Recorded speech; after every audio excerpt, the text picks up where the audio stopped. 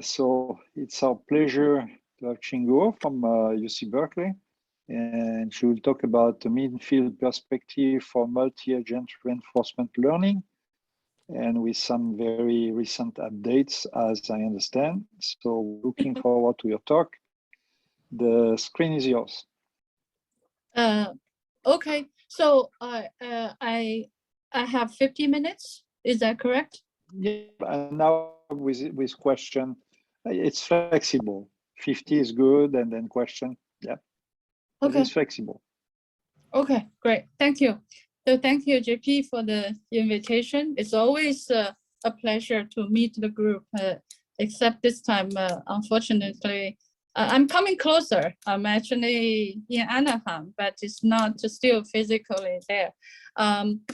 This is a joint work based on a couple of papers that I'm going to show, actually 3 papers that we recently worked on. Mainly the idea is about trying to study the multi-agent reinforced learning problems and try to understand how to improve the learning aspect, especially in terms of the computational complexity, and whether we can get certain convergence results with the reduced computational complexity. And of course, the main idea is a mean field approximation approach.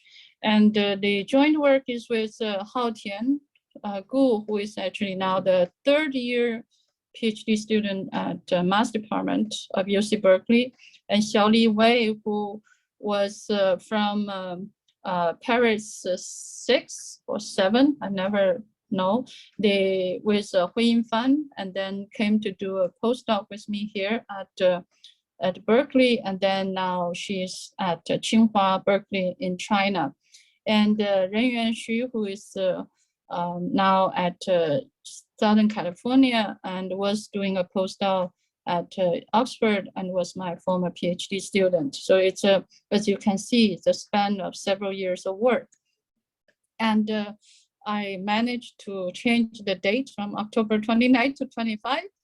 And so the outline of this is really first get everyone on the same notation and on the same page, is just to see how this mean field is really coming from multi-agent reinforced learning, and what is the basics of basic idea there.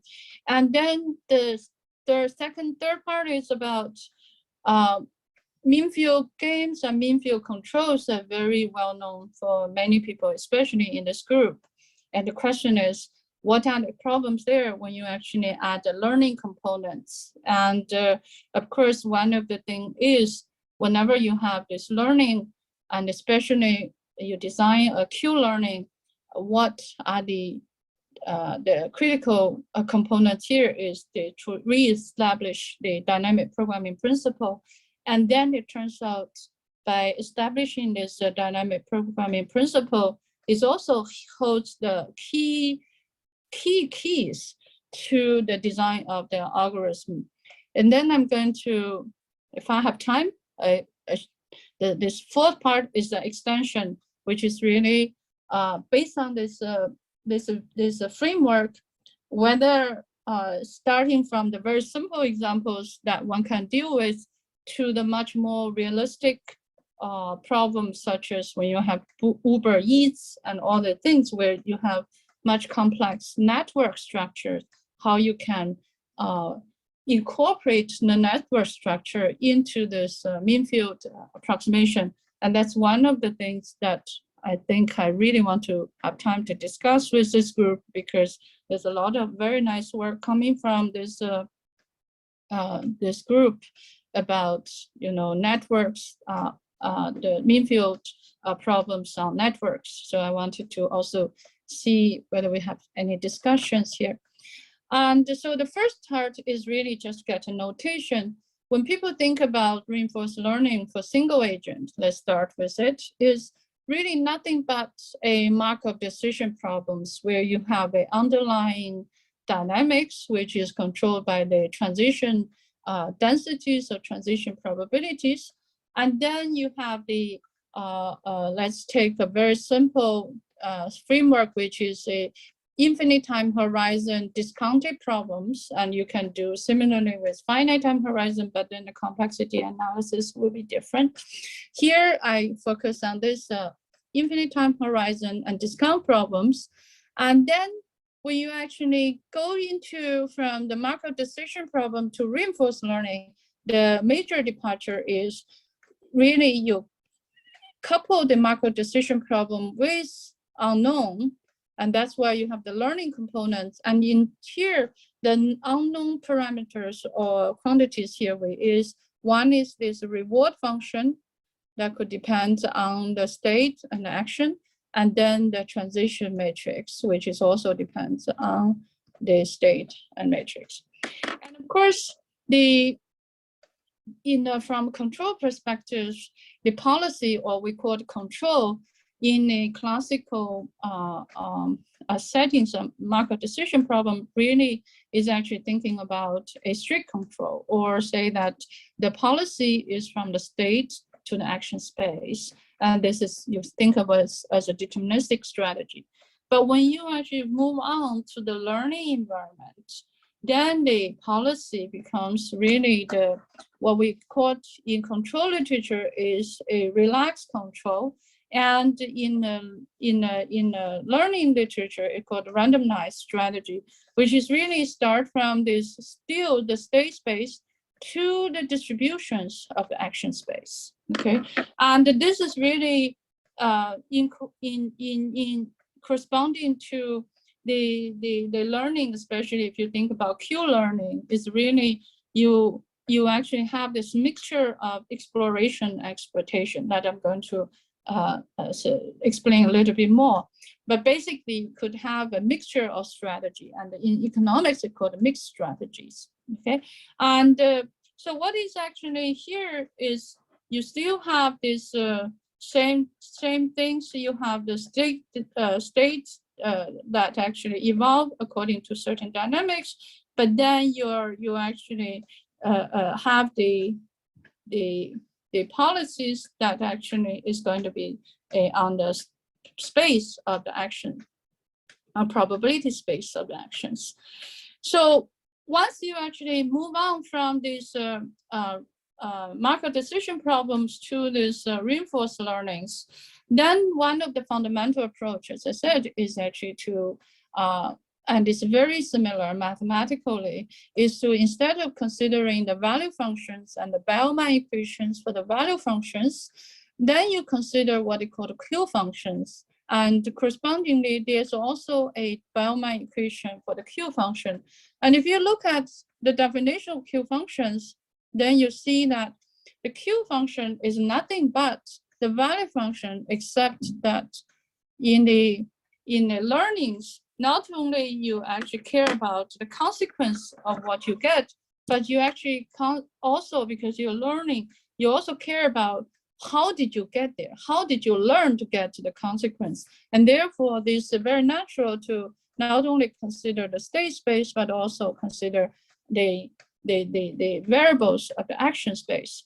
But if you look at this expression, it's really very much in parallel to the classical markup decision problems, that you have these recursive equations for the Q function.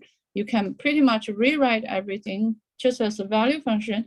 And you have the recursive, the dynamic programming principle for the Q function, very much in the same way of the value function for the MDP, except you always have to remember that you actually need to take care of the action space. And of course, these two value functions and Q functions are very much related in the sense that your value function is your Q update whenever for a given state space, the best action that will give you the best value, which is a value function. Okay, and in terms of algorithm design, and in terms of where this exploration and exploitation is coming from, it's really about every time you have this Bellman equation, is really give you the recipe writing down the recursive equation, and so is this Q-learning update.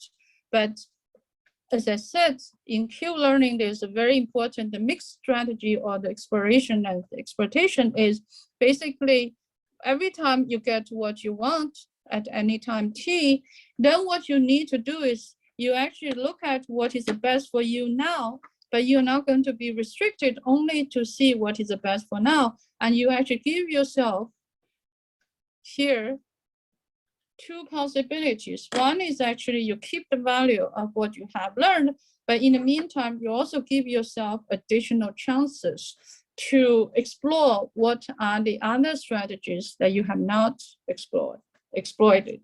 And this is what the classical signature of Q-learning, which is exploration versus exploitation. And as a result, you end up seeing, instead of the strict control, you're more looking at mixed strategy or the relaxed control. And of course, you view this as a probabilities, then you know that the choices of this beta t has to satisfy certain conditions, so to ensure the convergence of this Q-learning update. Okay, so this is a very quick ideas of what Q-learning is about for single agent and how it's related to the Markov decision problems. Okay. Now, once you actually have this Q-learning and you know that Markov decision problem is almost everywhere, then you very clearly will see that when you actually go into the learning components, then the multi-agent reinforced learning involves multi-agent. It's no longer one single agent problem. Then you actually will immediately see almost everywhere you have this multi-agent reinforced learning, whether you're thinking about Uber Eats, or you're thinking about data rerouting, or you're looking at online auctions and so on and so forth. You can imagine that there's an interaction of multiple people or multiple players, and each of them is trying to optimize their own decisions, and then hoping that there's an underlying sort of Markov structure where you can actually make decision with. And the key feature of it is, of course, is a large population of agents. And this allows us to really think about what should we do when we actually face a large population. And also when you actually think about reinforced learning in this context, whenever you involve the multiple players, then there's different natures of either the game or this problem is collaborative, or this is actually competitive. And so in this case, there's a curse of dimensionality when you actually have n to be big, in the sense that it's actually the complexity for the reinforced learning problems will actually really grow exponentially with respect to the number of n. And so the way to fully utilize this large number of n, of course, is very natural. We all know that this in this big era of mean field and mean field approximation regime, we very quickly can utilize this ideas of whenever we see large number of agents, we can think about mean field games or mean field controls, depends on these natures of the game, whether it's a cooperative or competitive. And then, of course, we actually still has to incorporate these learning components. Okay, so this is basically the background of where we're coming from.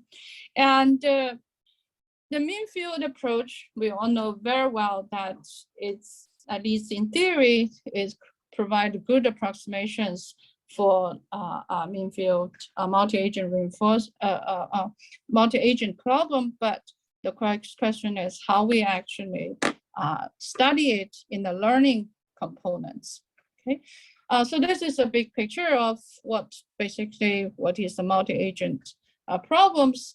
But what I'm going to want to emphasize is here, even though we are thinking about a mean field approximation in this talk, I'm mostly going to look at this cooperative games rather than the Nash equilibrium. The reason being, this is the focus of our things.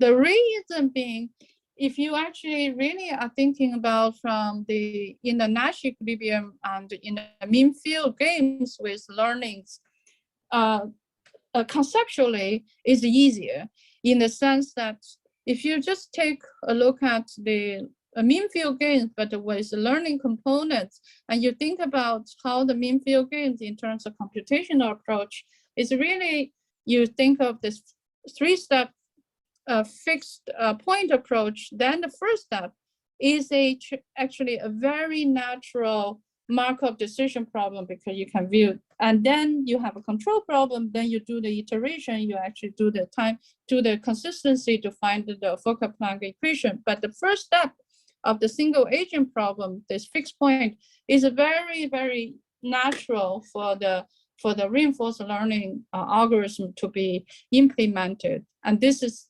really, as you see, there were a lot of work that have been done in those domains. And I think I'm not going to do that here, but just say that that's probably the first set of progress when people think about mean field game approximations. And what I'm going to focus here, as I said, is going to more think about cooperative games with learning, which is really mean field control with learning. And I'm going to focus on two things. One is the dynamic programming approach, how it can be developed for the learning domain, and how the algorithm can be designed when actually you have a mean field control problem. And I want to also say that that there's a very nice paper that I recently found by JP and Matthew, and I don't know the third author, that really connects in the learning components. It's Andrea and Izzy. Andrea, okay. He's attending, he's attending. Oh, okay, sorry, Andrea, sorry. Nice to see you here. No worries. Okay, so the mean field game and mean field control can be connected when you actually think about the two regimes of time scales, which I think is very nice idea. It's very interesting work.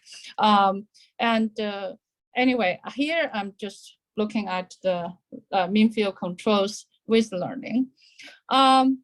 So now to just set the mathematical framework. So what do you mean by the mean field with a formulation for the multi-agent with cooperative games is you still have the similar of these Markov decision problems, except as usual that when we actually think about all these mean field controls, you would also incorporate the distributions or the law of the age population state distributions. And then you also wanted to keep this unknown, the learning component, which are going to be the reward for the represented agent. Now we look at this there's regimes where you actually started doing accumulation, so you can focus on the representative agent. Of course, then the subtle difference here of mean field game and mean field control is really can be very simply analyzed here, characterized here, which is when you think about mean field control games, the way of doing three-step fixed point iteration is actually you fix the mu, and then you actually look at the single agent reinforced learning and do the iteration. Whereas here, when you actually have the mean field control problems, what you actually is you have a flow. Although it's a deterministic flow, you have a flow of mu t. Okay, and I want to emphasize this mu t is the law of ST. Okay, it's the dynamics of the represented agent, and in a way, it's a limit of this empirical distribution. It's a population state distribution, and so this is the difference, and this is what I'm going to look at. Okay, and what is the, of course, in this domain is not that difficult to first convince yourself this mean field control approximation is meaningful in the sense that it can approximate these under suitable conditions, approximate the multi-agent problems with appropriate errors that in the scale of 1 over square root of n, in very much the same way as the mean field games or mean field controls without learning. Okay, there's really not much here that that technically that one need to prove, because here is a very similar framework. The subtlety here, I would say, is really the first part. The first problem is when you actually really start with the mean field controls, and then you try to design the learning algorithm, and naturally you're thinking about the Q function, the one that I mentioned earlier, that is really instead of this S as the value function, here you actually, in general Q functions, you have the S and the A. Okay, and when you actually think about the learning environment, then what is appropriate Q functions that one should need to study? And of course, if you need to really have this Q function, the first property you need to satisfy is this time consistency property, because time consistency, the dynamic programming principle, is really very critical for all the, whether you have learning or not. It's especially for the learning for either the value-based method or the policy-based method. It's very important to establish this. Okay, so identifying the correct Q functions, it turns out is very much, there's no new ideas. I mean, new idea in the sense that we really borrowed quite a bit of the wisdom and even the proof techniques from these mean field control problems without learning, is actually in terms of once we identify the correct Q function forms, then the proof of this, and even you look back at it, then you know that the proof of it is very similar as the mean field control problems, where when they try to establish the dynamic programming principle, what they did is to lift the state action space into the probability measure space. Okay, so this is, now you look back, and once you have it, then you see this is very similar. So the identifying the, we have actually counter examples to show that this IQ function, if it's not correct, then the convergence of Q function could actually be wrong, in the sense that it can, the limit of the converged Q functions could actually depends on the starting point, and so it's unstable. So the correct Q function, why we call it the IQ function, is instead of looking at, of course, in the Q function for single agent is actually state and action. And here what is really looked at is the mu, which is the empirical distribution, and the H. And what is this H? This H is the following. So when you actually have a reinforced learning problems, a Markov decision problem, you have the policy, as I said, is actually depends on the ST, and it also depends on the AT. Okay, and in the case of the mu's here, you actually depends on the mu t. And what we actually need to fix this H is what we call the local policy. What you do is you actually define H is from the X is just the same as the pi t, but fix the mu t.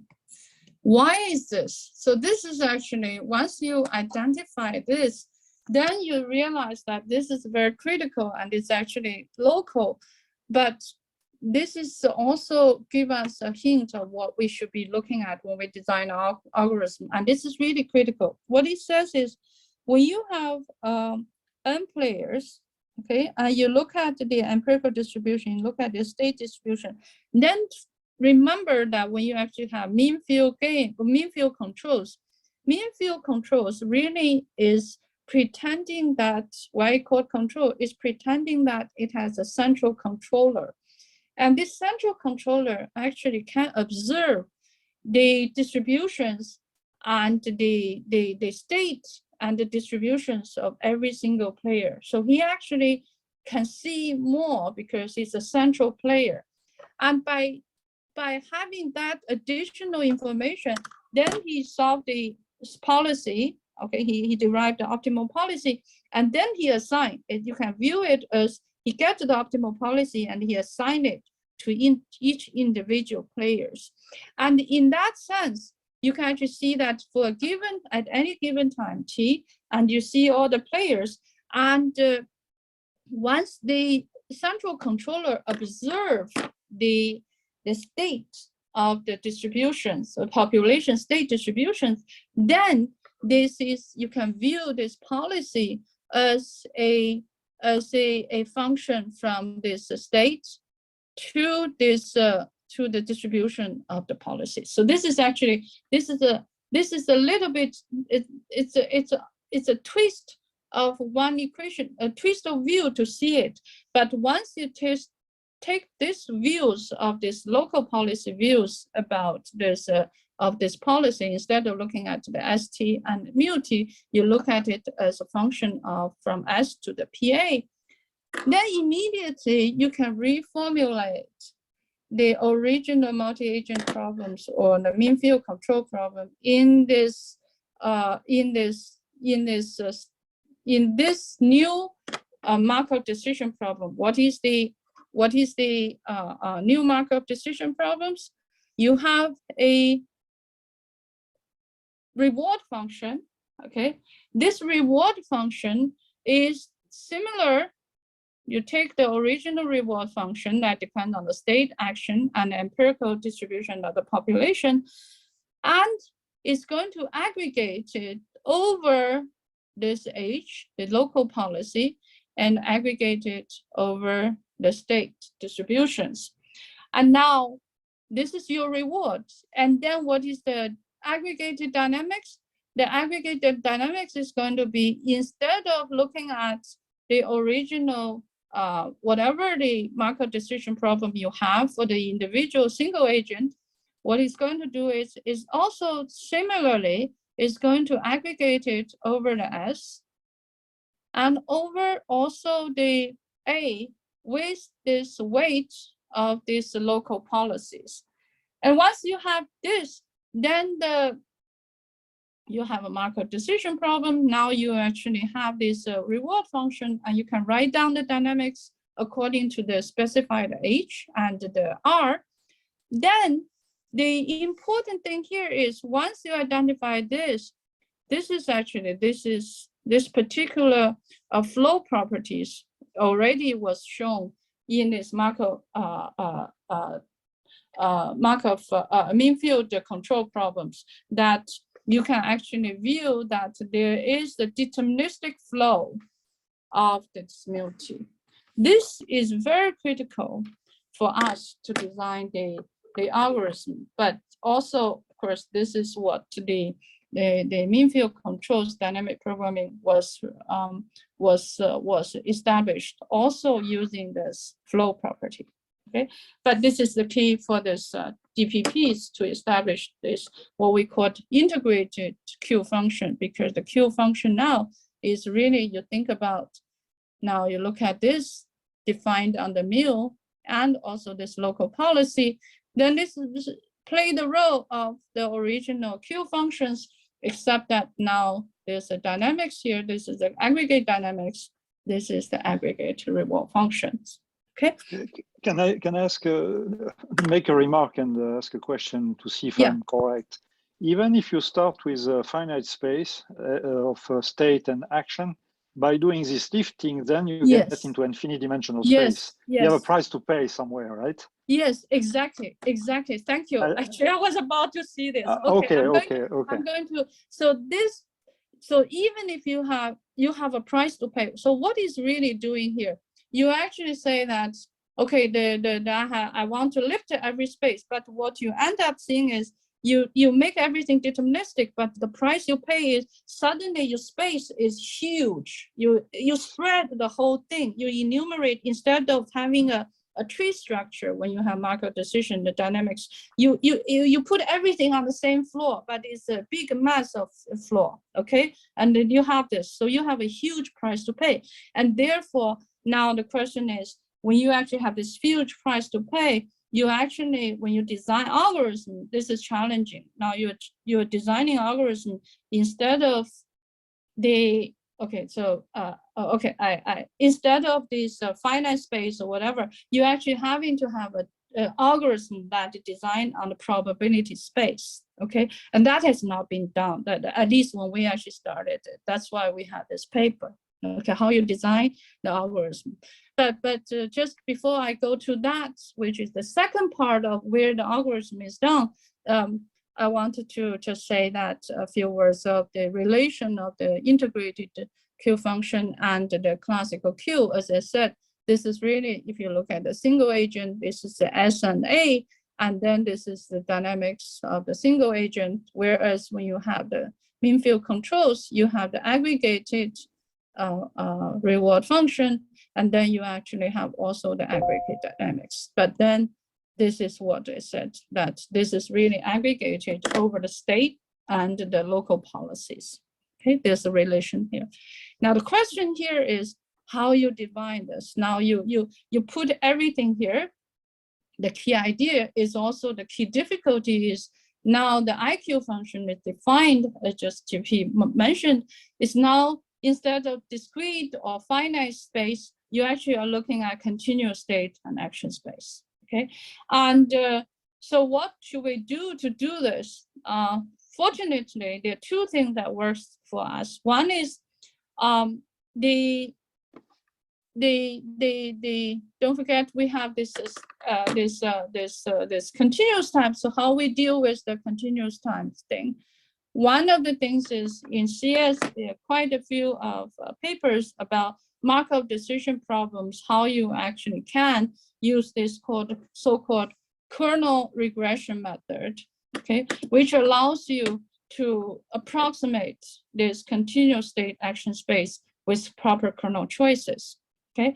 The other thing is working to our benefit is that really the sample complexity is reduced because of this deterministic dynamics. The deterministic dynamics makes the spaces big, but on the other hand, because of deterministic characteristics that there's in learning in all this learning method, one of the called the covering time is actually the how you actually to cover the whole space by visiting to guarantee infinite time to visit a particular space, a particular state. It's called covering time. But when you actually have the deterministic dynamics, that actually gets much more simpler.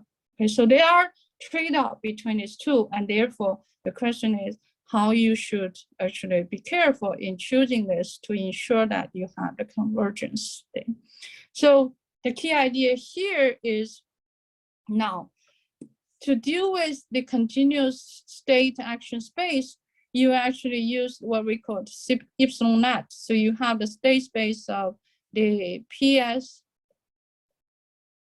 Did I use this? PS times the H. You actually can discretize this joint space by discrete points. Okay, so this is the picture here. Okay, and the other thing is, of course, then once you have this on this called epsilon net, then you can actually go to this. I don't know. You can borrow. I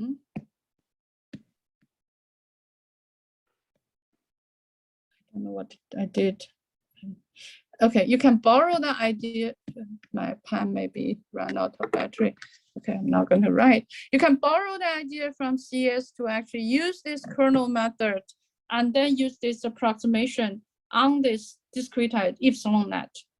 And then one of the things you need to look at is, well, think about or whether the Q function or the value functions that in the Bellman equation. It's a recursive equation. And eventually, when we do Bellman equations or Q function, it's really the iterations, and then you really are eventually looking at fixed point. So you wanted to actually think about correspondingly how you actually find using the recursive function to find a fixed point. And now you discretize the space, then you have, of course, on the approximated Bellman operator that you need to take care of, okay? So now, 3 components. One is you have a discretization error, and then you have the kernel regression error, which is also approximation error. And then, of course, you have the projection from this policy, the control space, into this induced space of H epsilon. And now you have this projection error from the epsilon net. So you have multiple layers of approximation in order to approximate the Bellman fixed point solutions. But then for each of these approximations, you need to actually have a corresponding approximated Bellman operators. And then you compound all the error together and do approximate estimation. And it turns out that with these things, you could really show that there's a convergence result using this kernel and discretization method that allows you to approximate to get a convergence of this what we called this mean field control kernel Q-learning algorithm, and it converges. And the distance is actually between this error bound, the error bound of this eventual convergent, this function Q hat, meaning there's also sampling error. Then between this projected the sampling error and the original Q function, the error bound is actually linear with respect to the epsilon whenever you give me this. And I want to emphasize here the C, there's a constant C here, is independent of the number of n, because we're in the mean field control regime. Of course, this is the good news for the approximation of multi-agent reinforced learning problem. But in the meantime, you can use quite nice higher dimensional probability techniques to make sure that the C is actually sublinear with respect to the state space A and the action space U. Okay, so this sublinear with respect to those dimensions. And so this is the main summary of this part, that once you have the mean field control framework to approximate the multi-agent reinforced learning problems, then you can establish the DPPs, and you can also develop the value function. It's really a straightforward corollary. And then you can define model-free kernel-based Q-learning algorithm with a linear rate of convergence. Okay, so this is basically the basic part of how the mean field control framework can be used, translating into this learning environment and design the efficient algorithm. And I have the one that I want to update for, but before I go updating for this, how this one can deal with other than when we actually at this page say now, up to the summary, we did with very simple, network flow problems, and then some very basic problem. We can show that it dominating any of the existing multi-agent reinforced learning problems in terms of computational efficiency. And then when we actually talk about this work, then we got challenged. People started asking us, saying, well, in general, when you think about multi-agent problems, then there's a lot more complicated structure than what you assume about mean field approximation. You have homogeneity, you have many things that is too simplistic. Can you actually consider some realistic examples where you can incorporate much more structures that allows you to to apply these ideas. So I wanted to spend the next maybe 10 minutes to talk about the extensions, how these basic ideas can be used to a problems that has network structures. Especially, I know this group has done a lot of things, and Tomoyuki is supposed to give a talk last week, but then there's a conflict, and then probably in 2 weeks he's going to talk about that to our group. And I wanted to share a little bit of what we did about network part there as well. But before I go to that part, any questions at this point?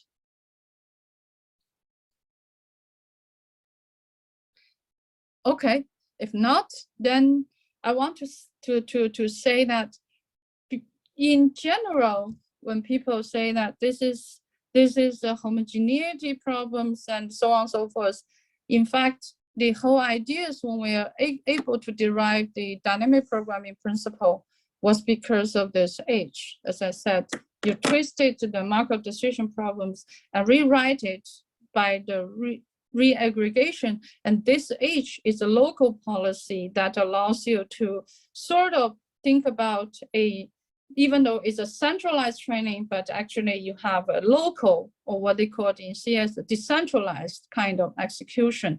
So can this one be useful to deal with something else? And so as also JP pointed out that even though we solved the problems, we did give efficient algorithm that has the theoretical guarantee that is linear in terms of convergence. Still, you look at the way we design it, you feel that there are still local structures in general when you look at the large networks that you might want to utilize to improve this algorithm. Okay, and so this is the second part of work that maybe certain information are too much, it's maybe not useful for local. So can you actually design this, what we call algorithm that can, or improve the algorithm we develop for the kernel method to deal with problem that has some very specific network structures. Okay, so this is the part that I want to share. So where can we find the network structure? Of course, this is Uber. Okay, you can think about a lot of drivers, available drivers in the networks. And then you, of course, each of these orders, the order comes in, then the orders are also connecting all these drivers by this, where they go and where they arrive. Okay, so you can see this network structure naturally when you consider the multi-agent here. And this is similar in a way to the one I just mentioned about the multi-agent mean field control problem, in the sense that from say Uber has suppose, or even when we think about flying a plane, from a platform or central controller's perspective, it's still a cooperative game. I try to coordinate all the drivers in some way so that the system will be more efficient. And also, we still have the large population, and there's still at least local homogeneity that drivers and orders in a smaller enough, sufficient small region, they're similar. The other thing that is not really completely covered by the mean field framework we mentioned earlier is that there's still an interaction. It's not just the weak interaction of the player versus the other player. It actually has this, say, traffic condition or some kind of stochastic demand, some kind of interaction with this unknown environment that was not built in the system. And in particular, there's a network structure that we need to build in, especially this one. Okay, how do we actually build in the network structure? Okay. So drivers need to move from one region to another region. Okay, so when we actually think about the network structures, then this one is very important, that one region to the other region. Usually when the network structure is such that I go from say San Francisco to Oakland, I will have to cross the bridge. Okay, so I have to consider some kind of nearest neighbor problems. And this is, of course, very, very classical. It's not our ideas that in many graph structures, people consider nearest neighborhood or K-hop neighborhood. Basically, that is always some kind of neighborhood structures that you want to classify. So in this case, what we did is, in the last paper, is actually think about in the mean field controls, but we add the network structure. So we have n agent in the system, and they still share, say, let's consider still finite state space, and then the action space is still finite. But then what I'm going to do is actually I consider this agent in the network. Okay, so I have an underlying undirected graph. Okay, where this is the network of this S that with the underlying graph up there. Okay, so this is actually the set of edges. Okay, now how do I define when I say nearest neighbors or shortest path, how do I define the distance in this? So what I actually do is I call the distance between the two nodes is the number of edges in the shortest path. Okay, so you connect this A and B, what is the smallest number of edges that you can actually go from A to B. And then I also consider, this is all really copying from this graph structures, is actually I consider 1 is the nearest neighborhood, and then K, I can call it the K. Of course, I can consider 1, and then I can consider K. And the K is really the nodes, the distance to S is actually less or equal to K. Okay, so in particular, this nearest, it is the 1 is just, I just use NS, I remove the N, 1. And once you have this, then the only modification when I still wanted to incorporate into my mean field control things is actually the state space, the action space, the state space, action space doesn't change. The only thing that I change is the reward function and the transition probability are going to depend on additional, what I call the neighborhood structures. Okay, so the neighborhood is this nearest neighbor. So why I consider the nearest neighbor, I no longer just look at the mu t. The mu t depends on the nearest neighbor, because when I think about when I actually move, I'm not going to immediately move to far away. Whenever I need to move to far away, I have to first move to my nearest, one of my nearest neighbors. And therefore, this is actually the payoff, or this or the mu t only depends my nearest neighbor. So in terms of transition and in terms of reward. Okay, so this is actually the only changes here that allows us to connect to this the mean field with the network structure. Okay, and of course, again, the idea that when I go from A to a farther point, I have to go through one of my closest neighbors. Okay, so once you do this, then you can imagine if I do this kind of network structures, I'm able to, instead of consider individuals, I can consider neighborhood, or in a way, a group or clusters of players. And so we call them teams. So now you look at this system, the mean field into team game is actually, I still look at all the states and all the agents, but now I'm actually able to connect this agent 2 or 3 into one team, and neighbors of team agent 1 into one team. And so we can reorganize the players according to the team, and the team structure is based on their connectivities in their nearest neighborhood. Okay, now once you have this, then we need to rely, of course, you say how you actually call it nearest neighbors. How does it help you to look at instead of the entire network structure, it allows you to actually simplify your computation. Is we use this, again, this is not our ideas, but this is actually the ideas that we borrow to the classical graphs models, which is we actually need to assume that the Q functions, in this case, we actually can show that the Q functions of each teams, they decay exponentially fast with respect to the distance. This is critical because if this doesn't decay exponentially fast, then I cannot truncate the table. With this lemma, what I can truncate, because the Q table is too big, right? Because when I do the lifting of the mean field control, I lift everything, it's too big. The Q table is going to be humongous.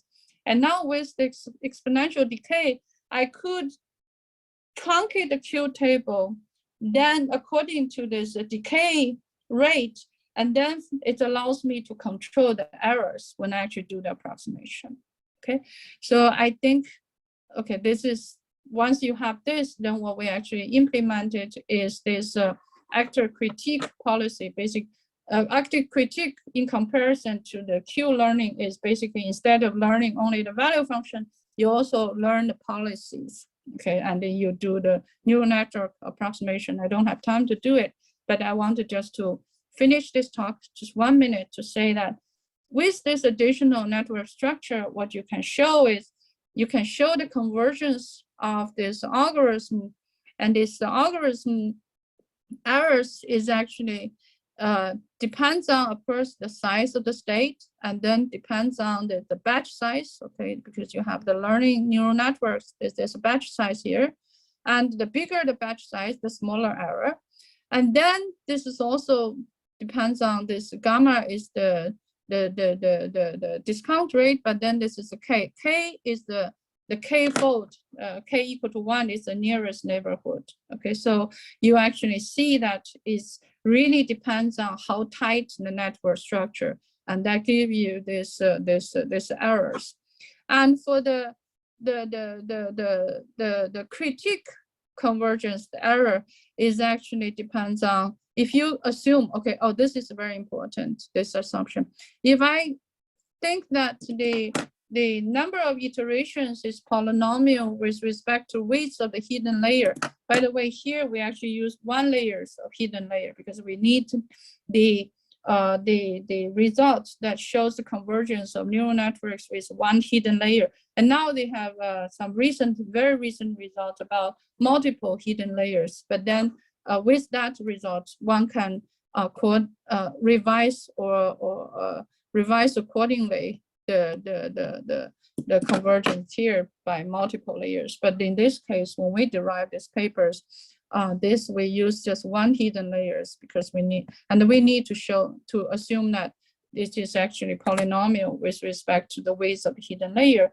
Then you can derive this convergence of this algorithm with respect to this to the size of the state and action space, and with respect to the batch size and the iteration number of iterations. Okay, and so this is I think what I should stop here. And these are the 4 papers I mentioned. This is what first, this is about very old papers about learning mean field games. And the dynamic programming principle now is actually probably going hopefully to appear sometime soon for the OR. And this one for this algorithm designs with this lifted space with continuous distributions is going to appear in some data science. And then we are still revising this paper for this papers with network approach. So I will stop here and thank you very much for your attention.